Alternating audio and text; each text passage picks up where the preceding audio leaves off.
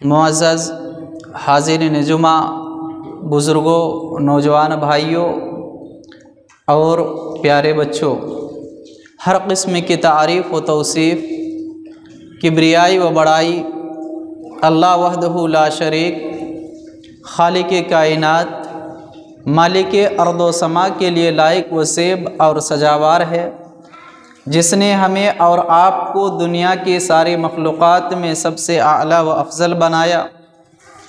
پھر اللہ رب العالمین نے ہم تمام لوگوں کی رشد و ہدایت کے لیے، ہماری فلاح و بہبودگی کے لیے اس دار فانی کے اندر بے شمار انبیاء کرام کو مبعوث فرمایا۔ انہیں انبیاء کرام میں ہمارے آخری رسول تاجدار مدینہ سرکار دو عالم حضرت محمد مصطفیٰ صلی اللہ علیہ وسلم بھی ہیں۔ آپ پر بے شمار درود و سلام کے پھول نچھاور ہوں۔ اللہم صلی علیہ، اللہم بارک علیہ۔ معزز سامعین، خطبہ مسنونہ کے بعد قرآن کریم کی 2-3 آیتیں اور حدیث رسول صلی اللہ علیہ وسلم سے ایک حدیث پیش کرنے کا شرف حاصل کیا ہے۔ اس مناسبت سے آج کے اس خطبہ جمعہ کے لیے جس موضوع کا انتخاب کیا گیا ہے وہ ہے ہماری دنیاوی زندگی میں آنے کا مقصد۔ آئیے اس سوال کا جواب ہم دنیا بنانے والے اور ہمیں دنیا میں بھیجنے والے ہمارے خالق و مالک سے جانتے ہیں۔ اللہ تبارک و تعالی نے فرمایا وَمَا خَلَقْتُ الْجِنَّ وَالْإِنسَ إِلَّا لِيَعْبُدُونَ، میں نے دنیا میں انسان اور جنوں کو پیدا کیا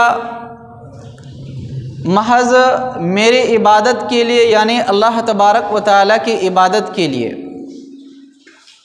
اسی طرح ایک اور آیت کریمہ میں اللہ تبارک و تعالی نے فرمایا الذی خلق الموت والحیات لیبلوکم ایکم احسن عملا وہو العزیز الغفور۔ اللہ تبارک و تعالی ہی ہے جس نے موت اور زندگی کو پیدا کیا تاکہ تمہیں آزمائے کہ تم میں کون بہتر عمل کرنے والا ہے، اور اللہ تبارک و تعالی معاف کرنے والا، بخشنے والا ہے۔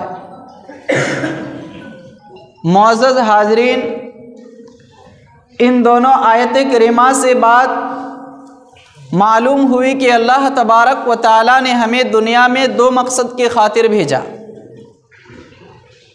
پہلا مقصد اللہ تبارک و تعالی کی عبادت، اللہ تبارک و تعالی کی اطاعت و فرما برداری اور نافرمانی سے بچنا، اور دوسرا مقصد امتحان اور آزمائش کے لیے اللہ تبارک و تعالی نے ہمیں بھیجا ہے۔ ہم میں سے ہر انسان دنیاوی زندگی میں ہر پل، ہر وقت امتحان سے گزر رہے ہیں۔ ہمارے ہر اچھے اور برے اعمال کو فرشتوں کے ذریعے سے نوٹ کروایا جا رہا ہے۔ کل قیامت کے دن ہمارے نامہ اعمال ہمارے سامنے پیش کیے جائیں گے۔ اسی طرح ایک مقام پر اللہ تبارک و تعالی نے فرمایا اِنَّا هَدَيْنَاهُ السَّبِيلَ إِمَّا شَاكِرٌ وَإِمَّا كَفُورًا، ہم نے انسان کو عقل دی، سمجھ اور بوجھ دی، اور اس کے لیے 2 راستہ متعین کیا، یعنی اس کے سامنے 2 راستے، ایک بھلائی کا، ایک برائی کا۔ اب انسان کے اختیار میں ہے کہ وہ چاہے تو بھلائی کے راستے کو اپنا سکتا ہے جس کا نتیجہ بہت ہی اچھا ہے، اور چاہے تو برائی کے راستے کو اپنا سکتا ہے لیکن اس کا انجام برا ہے۔ حضرات گرامی، آج مسلمانوں کے حالات زار کو دیکھ کر کے اور جائزہ لے کر کے اندازہ لگتا ہے کہ وہ اپنے مقصد حیات کو بھلا رہے ہیں۔ اللہ تبارک و تعالیٰ کی عبادت سے اکثر مسلمان کوسوں دور ہیں، جبکہ پروردگار عالم کا فرمان ہے اقترب للناس حسابهم وهم فی غفلۃ معرضون، لوگوں کے لیے حساب کا وقت قریب آ چکا ہے، لیکن ان کی حالت یہ ہے کہ وہ رب سے منہ موڑے ہوئے ہیں، اعراض کیے ہوئے ہیں، اپنی دنیاوی زندگی میں مگن ہیں، جو کام کر رہے ہیں اسی میں مگن ہیں۔ انہیں اس بات کا احساس نہیں کہ ہماری روح عنقریب قبض کر لی جائے گی، ہم پروردگار عالم سے ملاقات کریں گے، ہمارا حساب اور کتاب کا وقت قریب ہے۔ حضرات گرامی، اسی طرح اللہ تبارک و تعالیٰ نے فرمایا وَلَا تَكُونُوا كَالَّذِينَ نَسُوا اللَّهَ فَأَنْسَاهُمْ أَنفُسَهُمْ أُولَئِكَ هُمُ الْفَاسِقُونَ، کہ اے لوگو تم ان لوگوں کی طرح نہ ہو جانا جنہوں نے اللہ تبارک و تعالیٰ کو بھلا دیا۔ تب اللہ تبارک و تعالیٰ نے ان کو سزا یہ دیا کہ وہ اپنے آپ سے غافل ہو گئے۔ اولئک هم الفاسقون، یہی لوگ فاسق ہیں، یعنی جو لوگ اللہ تبارک و تعالیٰ کو بھول بیٹھے ہیں، اللہ کی عبادت سے دور ہیں اور اپنی چاہت کے مطابق جب چاہے عبادت کر لیتے ہیں، اللہ تبارک و تعالیٰ نے ان پر عذاب یہ نازل کیا کہ وہ اپنے آپ سے غافل ہو گئے، نہ انہیں آخرت کی فکر، نہ جہنم کے عذاب کا ڈر، اور نہ ہی جنت میں جانے کی تمنا۔ حضرات گرامی، یہ آیت کریمہ ہمیں کس بات کا پیغام دیتی ہے کہ اے انسان، تو اللہ کو نہ بھلانا، ہمیشہ اللہ تبارک و تعالیٰ کی اطاعت کرنا، ہمیشہ اللہ کے ذکر و اذکار میں لگا رہنا اور اللہ کی نافرمانی سے بچتے رہنا، یہی زندگی کی اصل کامیابی ہے۔ سامعین محترم، اسی طرح اللہ تبارک و تعالیٰ نے قرآن کریم کے اندر ارشاد فرمایا وَأْمُرْ أَهْلَكَ بِالصَّلَاةِ وَاصْطَبِرْ عَلَيْهَا لَا نَسْأَلُكَ رِزْقًا نَحْنُ نَرْزُقُكَ وَالْعَاقِبَةُ لِلتَّقْوَىٰ۔ حضرات گرامی، ہمیں اپنے مقصد حیات کو ہر وقت یاد رکھنا چاہیے، ایک پل بھی اپنے مقصد حیات یعنی دنیا میں ہم کیوں بھیجے گئے ہیں اس سے غافل نہیں ہونا چاہیے۔ اس آیت کریمہ میں اللہ تبارک و تعالیٰ نے جو پیغام دیا ہے وَأَمُرْ أَهْلَكَ بِالصَّلَاةِ، کہ اے لوگو اپنے گھر والوں کو نماز کا حکم کرو، وَاصْطَبِرْ عَلَيْهَا، اور خود بھی نماز پر جم جاؤ، لَا نَسْأَلُكَ رِزْقًا، ہم تجھ سے روزی نہیں مانگتے ہیں بلکہ ہم تمہیں خود ہی روزی دیتے ہیں۔ اور آخرت کا اچھا انجام، آخرت میں جنت کسے ملے گی؟ جو تقوی والا ہوگا۔ حضرات، ہمیں اور آپ کو اس آیت کریمہ پر غور و فکر کرنی چاہیے۔ بحیثیت باپ یا بحیثیت گھر کے ذمہ دار اللہ تعالیٰ نے حکم دیا ہے کہ اپنے گھر والوں کو نماز کا حکم دو، گھر والوں کو نماز کا پابند بناؤ۔ اگر الحمدللہ گھر کے لوگ نماز کے پابند ہیں تو اللہ کا شکر ادا کرو، ان کو مزید نیکیوں کی طرف ابھارو اور خود بھی نماز پر جمے رہو۔ رزق کا مالک اللہ تعالیٰ ہے، رزق اللہ تعالیٰ دیتا ہے۔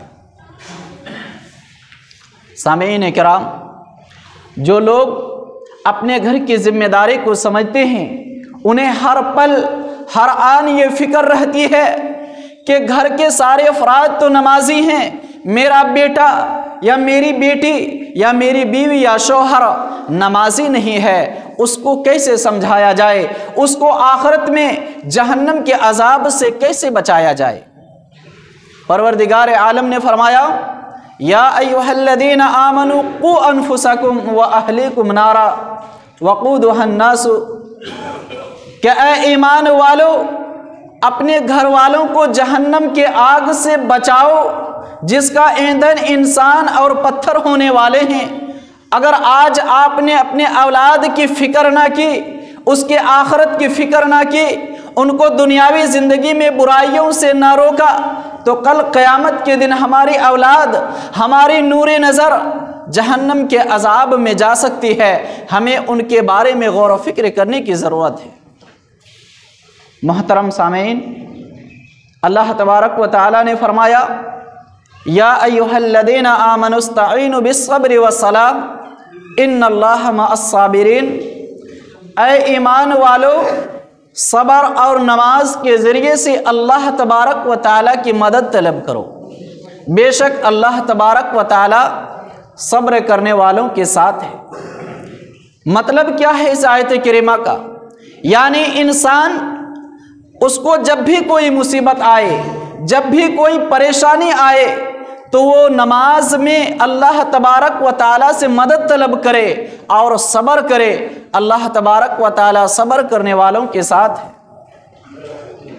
سامعین محترم، ہم اللہ کے نبی صلی اللہ علیہ وسلم کی زندگی کا جائزہ لیتے ہیں۔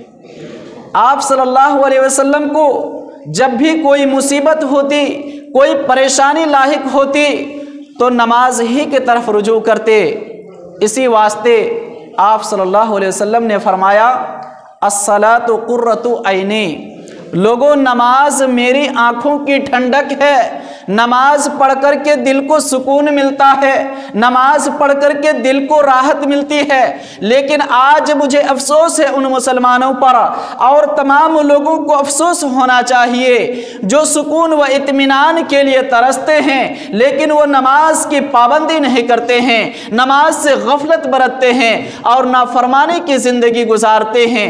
جبکہ اللہ تبارک و تعالیٰ نے فرمایا کہ الا بذکر اللہ تطمئن القلوب، اے لوگو اگر تمہیں کوئی مصیبت ہے، کوئی پریشانی ہے تو گھبراؤ نہیں، اللہ کا ذکر کرو، قرآن کریم کی تلاوت کرو، اللہ تبارک و تعالیٰ کے حضور گڑ گڑا کر کے دعائیں مانگو اور نماز میں لمبا سجدہ کرو۔ اللہ تبارک و تعالیٰ تمہارے دل کی پریشانی کو، تمہارے دل کے دکھ اور درد کو ختم کر دے گا۔ لیکن آج لوگوں کو تکلیفیں پہنچتی ہیں تو نماز کے علاوہ دوسری چیزوں میں جا کر کے سکون تلاش کرتے ہیں۔ سامعین محترم، ہمیں اور آپ کو جو تمام عبادتوں میں سب سے محتم بالشان عبادت نماز ہے، اس سے غافل نہیں ہونا چاہیے۔ ہمیں دنیا میں کیوں بھیجا گیا ہے؟ ہر انسان کا مقصد ہوتا ہے۔ اللہ تبارک و تعالیٰ نے ہمیں دنیا میں اپنی عبادت کے لیے بھیجا۔ آپ اندازہ لگائیں، اگر ہم عبادت ہی میں پیچھے، اللہ کی نافرمانی میں آگے آگے، تو پھر ہمارے دنیا میں بھیجے جانے کا کیا فائدہ؟ اللہ تبارک و تعالیٰ کے حضور ہم کیا جواب دیں گے؟ پروردگار عالم نے ارشاد فرمایا، وَأَنْ أَقِيمُوا الصَّلَاةَ وَلَا تَكُونُوا مِنَ الْمُشْرِكِينَ، لوگوں نماز پڑھو اور مشرکین میں سے نہ ہو جاؤ۔ سامعین محترم، یہ آیت کریمہ چھوٹی سی ہے، لیکن پیغام کیا دے رہی ہے کہ نماز پڑھو اور مشرکین میں سے نہ ہو جاؤ۔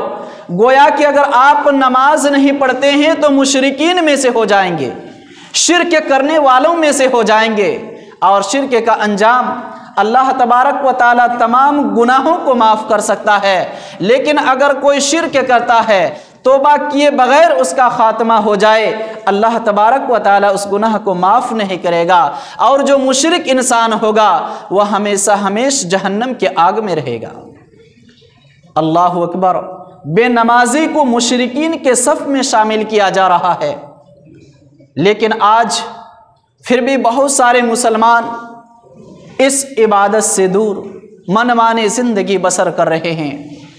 حضرات گرامی، لیکن جو لوگ نماز کے پابند ہوتے ہیں، اللہ تبارک و تعالیٰ نے فرمایا، وَأَقِيمُوا الصَّلَاةَ، نماز قائم کرو، نماز قائم کرو۔ اللہ تبارک و تعالیٰ کی طرف تم کو اکٹھا ہونا ہے۔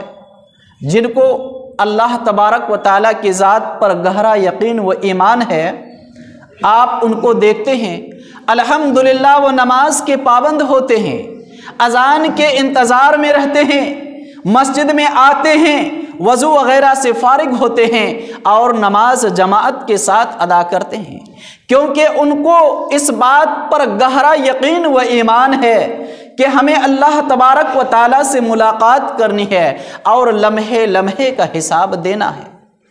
لیکن جو لوگ نماز کے پابند نہیں ہوتے، اذان ہو رہی ہے، اپنے کام کاج میں لگے ہیں، نماز نہیں پڑھتے ہیں، وہ اپنے اعمال کے ذریعے سے اس بات کا اقرار کر رہے ہوتے ہیں کہ آخرت کی زندگی پر مجھے گہرا یقین و ایمان نہیں ہے۔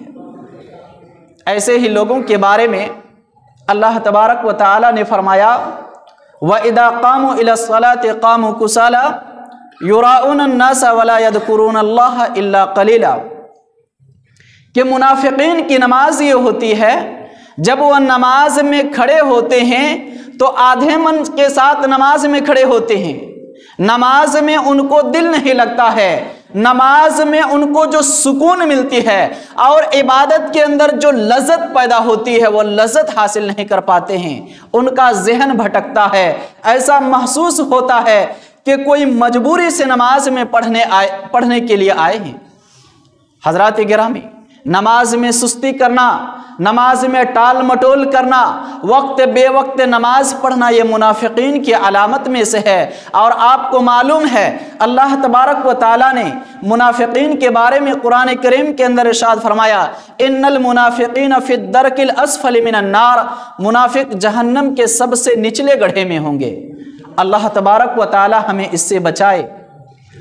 سامعین محترم، اسی طرح ایک اور مقام پر اللہ تبارک و تعالیٰ نے ارشاد فرمایا فویل للمصلین الذین هم عن صلاتهم ساہون الذین هم یراؤون ویمنعون الماعون، ویل ہے ان نمازیوں کے لیے جو اپنی نماز میں سستی کرتے ہیں اور لوگوں کو دکھلانے کے لیے نماز پڑھتے ہیں اور لوگوں کو چھوٹی چھوٹی باتوں سے روکتے ہیں، یعنی معمولی چیزیں جو لوگ ان سے مانگ لیتے ہیں، ضرورت کی چیزیں، ان چیزوں سے وہ منع کر دیتے ہیں۔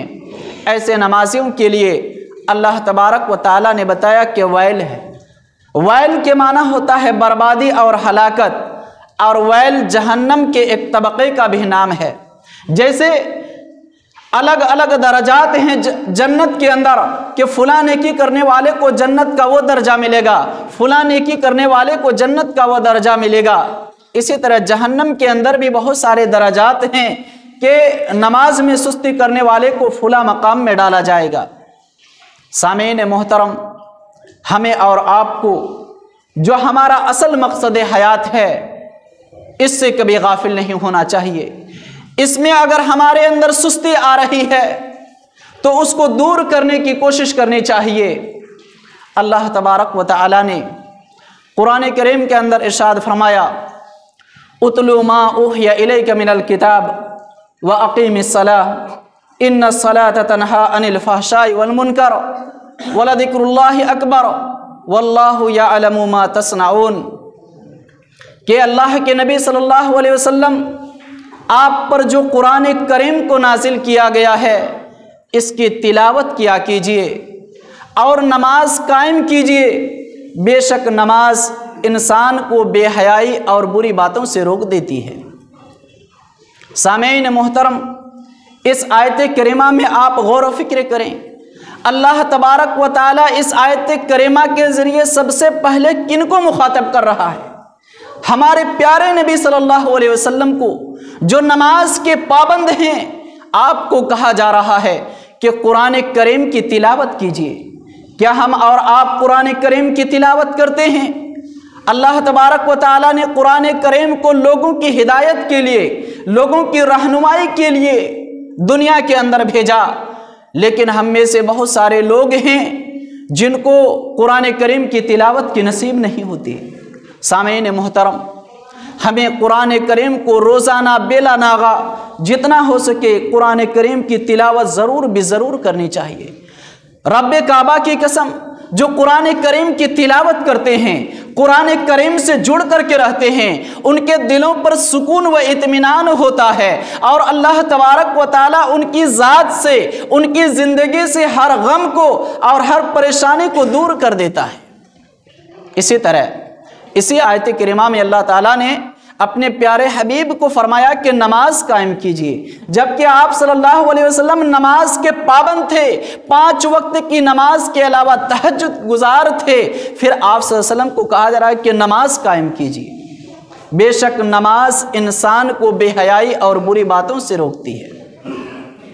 حضرات گرامی، اگر کوئی انسان بے حیائی کر رہا ہے، بری باتیں کر رہا ہے، تو وہ نماز ان کو برائیوں سے روک دے گی۔ لیکن آج ایک سوال لوگ کرتے ہیں کہ فلاں انسان تو نمازی ہے، فلاں انسان ذکر و اذکار کا پابند ہے، لیکن نماز پڑھنے کے باوجود وہ برائیوں میں کیسے ملوث رہتا ہے؟ نماز پڑھتا ہے، ضرورت پڑنے پر جھوٹ بولتا ہے، نماز پڑھتا ہے کبھی غیبت کر دیتا ہے، نماز پڑھتا ہے فلاں برائی کر لیتا ہے، نماز پڑھنے کے باوجود اپنے موبائل کے ذریعے سے کبھی غلط ریل دیکھ لیتا ہے، نماز پڑھتا ہے کبھی فحش چیزوں کو دیکھ لیتا ہے۔ آخر اس کو نماز بے حیائی اور بری باتوں سے روک کیوں نہیں رہی ہے؟ کیوں کیا اللہ تبارک و تعالیٰ کا فرمان سچا نہیں ہے؟ یقیناً اللہ تبارک و تعالیٰ کا فرمان سچا ہے، ہماری نماز سچی نہیں ہو سکتی۔ رب کا ایک ایک حرف ہے، ایک ایک فرمان بالکل سچا اور ثابت ہے، پھر کیوں نماز ہم کو بے حیائی اور بری باتوں سے نہیں روکتی ہے؟ وجہ یہ ہے کہ نماز کو ہم نماز کی طریقے سے ادا نہیں کرتے۔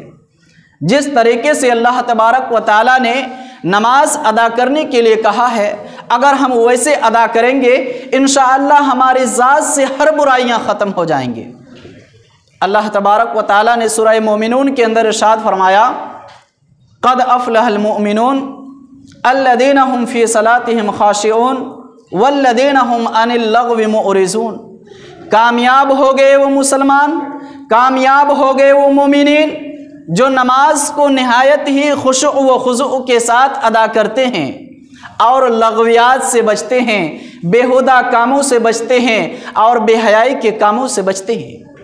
اس آیت کریمہ میں اللہ تعالیٰ نے 2 لوگوں کو کامیاب کہا ہے، جو نماز کو خشوع و خضوع کے ساتھ ادا کرتے ہیں۔ خشوع و خضوع کے ساتھ نماز کیسے ادا ہوتی ہے؟ ایک حدیث میں اللہ کے نبی صلی اللہ علیہ وسلم نے فرمایا، انت عبد اللہ کانک تراہ فان لم تکن تراہ فانہ یراک۔ تم اللہ کی عبادت ایسے کرو جیسے تم اللہ تعالیٰ کو دیکھ رہے ہو۔ سامعین محترم، تم اللہ کی عبادت ایسے کرو جیسے اللہ تعالیٰ کو اپنی آنکھوں سے دیکھ رہے ہو۔ اگر یہ جذبہ، یہ فیلنگ نہ پیدا کر سکو تو یہ احساس پیدا کر لو کہ اللہ تعالیٰ ہمیں دیکھ رہا ہے۔ اب آپ اندازہ لگا سکتے ہیں، ایک مسلمان اگر اتنے خلوص کے ساتھ نماز ادا کرے کہ میں اللہ تعالیٰ کو دیکھ رہا ہوں، کیا اللہ تعالیٰ کے سامنے اس کا ذہن بھٹک سکتا ہے؟ یقیناً نہیں بھٹک سکتا ہے۔ سامعین کرام، ایک حدیث میں اللہ کے نبی صلی اللہ علیہ وسلم نے فرمایا، ان اسوأ الناس سرقۃ الذی یسرق من صلاته قالوا یا رسول اللہ کیف یسرق من صلاته قال لا یتم رکوعها ولا سجودها، رواہ الترمذی۔ آپ صلی اللہ علیہ وسلم نے فرمایا کہ چوروں میں سب سے بدترین چور وہ ہے جو نماز میں چوری کرتا ہے۔ سامعین کرام، اللہ کے نبی صلی اللہ علیہ وسلم نے فرمایا کہ چوروں میں سب سے بدترین چور وہ ہے جو نماز میں چوری کرتا ہے۔ صحابہ کرام کو تعجب ہوا، اے اللہ کے نبی صلی اللہ علیہ وسلم، کوئی انسان نماز میں کیسے چوری کر سکتا ہے؟ نماز میں تو وہ نیت میں ہوتا ہے، اللہ تبارک و تعالیٰ کی عبادت کر رہا ہوتا ہے۔ آپ صلی اللہ علیہ وسلم نے فرمایا کہ نماز میں چوری کرنا رکوع اور سجدے کو ڈھنگ سے ادا کرنا نہیں ہے، یعنی کوئی انسان رکوع کو صحیح طریقے سے ادا نہیں کرتا ہے، سجدے کو صحیح طریقے سے ادا نہیں کرتا ہے، باقی جو اور ارکان ہیں ان کو صحیح طریقے سے ادا نہیں کرتا ہے، یہ نماز میں چوری کرنا ہوا۔ اور چوروں میں سب سے خراب چور وہ چور ہے جو نماز میں چوری کرتا ہے۔ سامعین محترم، ہمارے اور آپ کی نماز کا حال کیا ہے؟ 2 رکعت نماز 2 منٹ میں، ہمارے اندر خشوع و خضوع کیسے پیدا ہوگی؟ ہمارے اندر سے برائیاں کیسے ہوں گی؟ نماز کے اندر ٹائم دینا پڑتا ہے۔ اللہ تبارک و تعالیٰ نے فرمایا وَرَتِّلِ الْقُرْآنَ تَرْتِيلًا، نماز میں جب قرآن کریم ہی کی تلاوت کرو، قرآن کریم ہی کو پڑھو تو ذرا ٹھہر ٹھہر کے پڑھو، آرام سے اطمینان کے ساتھ نماز کو ادا کرو۔ سامعین محترم، وقت ہو چکا ہے، 2-4 آیتیں بیان کر کے میں اپنی باتیں ختم کرتا ہوں۔ اللہ تبارک و تعالیٰ نے اچھے نمازیوں کی قرآن کریم میں کئی مقامات میں تعریف کی ہے۔ جو لوگ نماز کے پابند ہوتے ہیں، ان الصلاۃ کانت علی المؤمنین کتابا موقوتا، نماز کو وقت مقررہ پر ادا کرتے ہیں، اللہ تبارک و تعالیٰ نے ان کو بڑے ہی اچھے القاب سے نوازا ہے۔ وعباد الرحمن الذین یمشون علی الارض ہونا وَإِذَا خَاطَبَهُمُ الْجَاهِلُونَ قَالُوا سَلَامًا وَالَّذِينَ يَبِيتُونَ لِرَبِّهِمْ سُجَّدًا وَقِيَامًا، رحمان کے بندے، رحمان کے نیک بندے وہ ہیں جو زمین کے اندر نرمی اور اطمینان کے ساتھ چلتے ہیں، ان کی ذات کے اندر کوئی غرور نہیں، کوئی تکبر نہیں، کیونکہ اللہ تبارک و تعالیٰ کا بندہ ہے۔ اور جب ان کا جاہلوں سے سامنا ہو جاتا ہے، یعنی جن کا واسطہ دین سے زیادہ نہیں ہوتا ہے، ان کو سلام کہہ دیتے ہیں۔ اور ان کی رات کیسے گزرتی ہے؟ والذین یبیتون لربہم سجدا وقیاما، ان کی راتیں اللہ تبارک و تعالیٰ کی عبادت کرتے ہوئے گزرتی ہے۔ اللہ اکبر! ان لوگوں کو اللہ تعالیٰ نے عباد الرحمن، رحمان کے بندے کہا ہے، یعنی میرے بندے وہ ہیں جو زمین کے اندر نرمی سے چلتے ہیں، اپنے دل میں غرور نہیں رکھتے ہیں۔ اسی طرح ایک اور آیت کریمہ میں اللہ تعالیٰ نے فرمایا تتجافى جنوبهم عن المضاجع يدعون ربهم خوفا وطمعا ومما رزقناهم ينفقون فلا تعلم نفس ما اخفي لهم من قرة اعين جزاء بما كانوا يعملون۔ رحمان کے بندے کون ہیں؟ راتوں کو ان کا جسم، ان کا پہلو بستروں سے الگ ہوتا ہے، رات میں اٹھ کر کے اللہ تبارک و تعالیٰ کی عبادت کر رہے ہوتے ہیں، دو چیز کو سامنے رکھتے ہوئے، ایک ڈرتے ہوئے کہ اللہ تعالیٰ مجھے جہنم کے عذاب سے بچا لے، اور ایک امید رکھتے ہوئے کہ اللہ تعالیٰ مجھے جنت میں داخل کر دے۔ اللہ تبارک و تعالیٰ نے ایسے لوگوں کے بارے میں فرمایا فَلَا تَعْلَمُ نَفْسٌ مَّا أُخْفِيَ لَهُمْ، اس انسان کو نہیں معلوم اللہ تبارک و تعالیٰ نے اس کے آنکھ کے ٹھنڈک کے لیے جنت کے اندر کیا کیا چیزیں چھپا کر کے رکھی ہیں۔ إِنَّ الَّذِينَ آمَنُوا وَعَمِلُوا الصَّالِحَاتِ كَانَتْ لَهُمْ جَنَّاتُ الْفِرْدَوْسِ نُزُلًا خَالِدِينَ فِيهَا لَا يَبْغُونَ عَنْهَا حِوَلًا، بے شک جو لوگ ایمان لاتے ہیں، ایمان لانے کے بعد نیک اعمال کرتے ہیں، اللہ تبارک و تعالیٰ نے فرمایا کہ ان کے لیے جنت الفردوس ہے۔ سامعین محترم، جنت میں سب سے اعلیٰ مقام جنت الفردوس ہے۔ اللہ تبارک و تعالیٰ نے کن کے لیے بتایا جنت الفردوس؟ جو نیک عمل کرتے ہیں ایمان لانے کے بعد۔ آگے اللہ تبارک و تعالیٰ نے بتایا لا یبغون عنہا حبلا، وہ اس جنت سے کبھی نہیں ہٹیں گے، اس جنت میں ہمیشہ ہمیش رہیں گے۔ آخری حدیث چھوٹی سی حدیث ہے، اللہ کے نبی صلی اللہ علیہ وسلم نے فرمایا بشر المشائین فی الظلم الی المساجد بالنور التام یوم القیامہ۔ اے اللہ کے نبی صلی اللہ علیہ وسلم، آپ ان لوگوں کو خوشخبری دے دیں جو رات میں مسجد میں جاتے ہیں نماز کے لیے، یا کسی بھی وقت جاتے ہیں مسجد میں نماز کے لیے، قیامت کے دن ان کو مکمل روشنی ملے گی۔ پل صراط کے اندر جو آخرت کے مراحل میں آخری مرحلہ ہے، پل صراط جس کو پار کرنے کے بعد ہی جنت ملے گی، جہاں گھٹا ٹوپ اندھیرا ہوگا۔ اللہ تبارک و تعالیٰ نے فرمایا جو انسان نماز کا پابند ہوگا اس کو پل صراط کے اندر مکمل روشنی ملے گی۔ سامعین کرام، اللہ تبارک و تعالیٰ سے دعا گو ہوں، اے میرے پروردگار عالم، تو ہم تمام مسلمانوں کو پکا و سچا نمازی بنا دے، جب تک دنیا میں رہیں ایمان اور اسلام کے ساتھ زندہ رہیں، اور جب ہمارا خاتمہ ہو تو خاتمہ بالخیر ہو، آمین۔